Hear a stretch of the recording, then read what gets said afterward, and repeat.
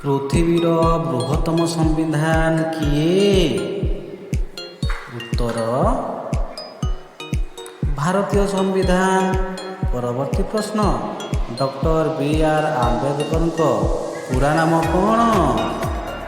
ଉତ୍ତର ଡକ୍ଟର ଭୀମରାଓ ରାମଜୀ ଆମ୍ବେଦକର। ପରବର୍ତ୍ତୀ ପ୍ରଶ୍ନ, ଭାରତୀୟ ସମ୍ବିଧାନର ଜନକ କିଏ? ଉତ୍ତର ଡକ୍ଟର ବି.ଆର୍. ଆମ୍ବେଦକର। ପରବର୍ତ୍ତୀ ପ୍ରଶ୍ନ, ପ୍ରଥମ ସାଧାରଣତନ୍ତ୍ର ଦିବସ ସମୟରେ ଭାରତର ପ୍ରଧାନମନ୍ତ୍ରୀ କିଏ ଥିଲେ? ପଣ୍ଡିତ ଜବାହରଲାଲ ନେହେରୁ। ପରବର୍ତ୍ତୀ ପ୍ରଶ୍ନ, ପ୍ରଥମ ସାଧାରଣତନ୍ତ୍ର ଦିବସ ସମୟରେ ଭାରତର ରାଷ୍ଟ୍ରପତି କିଏ ଥିଲେ? ଉତ୍ତର ଡକ୍ଟର ରାଜେନ୍ଦ୍ର ପ୍ରସାଦ। ପରବର୍ତ୍ତୀ ପ୍ରଶ୍ନ, ସାଧାରଣତନ୍ତ୍ର ଦିବସରେ କେଉଁ ପୁରସ୍କାର ଦିଆଯାଏ? ଉତ୍ତର ରାଷ୍ଟ୍ରୀୟ ବୀରତ୍ୱ ପୁରସ୍କାର ଦିଆଯାଏ।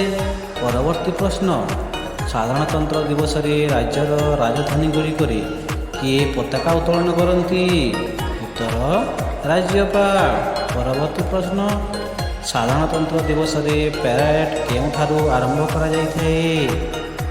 ଉତ୍ତର ରାଷ୍ଟ୍ରପତି ଭବନଠାରୁ। ପରବର୍ତ୍ତୀ ପ୍ରଶ୍ନ, ସାଧାରଣତନ୍ତ୍ର ଦିବସରେ ରାଜପଥଠାରେ କିଏ ପତାକା ଉତ୍ତୋଳନ କରିଥାନ୍ତି? ଉତ୍ତର ରାଷ୍ଟ୍ରପତି। ପରବର୍ତ୍ତୀ ପ୍ରଶ୍ନ, ସାଧାରଣତନ୍ତ୍ର ଦିବସ ପ୍ୟାରେଡ୍ରେ କେତୋଟି ସେନା ଯୋଗ ଦେଇଥାନ୍ତି? ଉତ୍ତର ତିନୋଟି ସେନା, ଜଳସେନା, ସ୍ଥଳସେନା, ବାୟୁସେନା। ପରବର୍ତ୍ତୀ ପ୍ରଶ୍ନ, ଭାରତର କେଉଁଠାରେ ପ୍ୟାରେଡ୍ ସହ ସାଧାରଣତନ୍ତ୍ର ଦିବସ ଅତି ଧୁମଧାମରେ ପାଳନ କରାଯାଏ? ଉତ୍ତର ନୂଆଦିଲ୍ଲୀର ରାଜପଥରେ। ପରବର୍ତ୍ତୀ ପ୍ରଶ୍ନ, ଭାରତରେ ପ୍ରଥମ ସାଧାରଣତନ୍ତ୍ର ଦିବସ କେବେ ପାଳନ କରାଯାଇଥିଲା? ଉତ୍ତର 24 ଜାନୁଆରୀ 1950 ମସିହାରେ। ପରବର୍ତ୍ତୀ ପ୍ରଶ୍ନ, ସାଧାରଣତନ୍ତ୍ର ଦିବସ କାହିଁକି ପାଳନ କରାଯାଏ? ଉତ୍ତର କାରଣ ଏହି ଦିନ ଭାରତର ସମ୍ବିଧାନ କାର୍ଯ୍ୟକାରୀ ହୋଇଥିଲା। ପରବର୍ତ୍ତୀ ପ୍ରଶ୍ନ, ସାଧାରଣତନ୍ତ୍ର ଦିବସର ଅନ୍ୟ ନାମ କ'ଣ?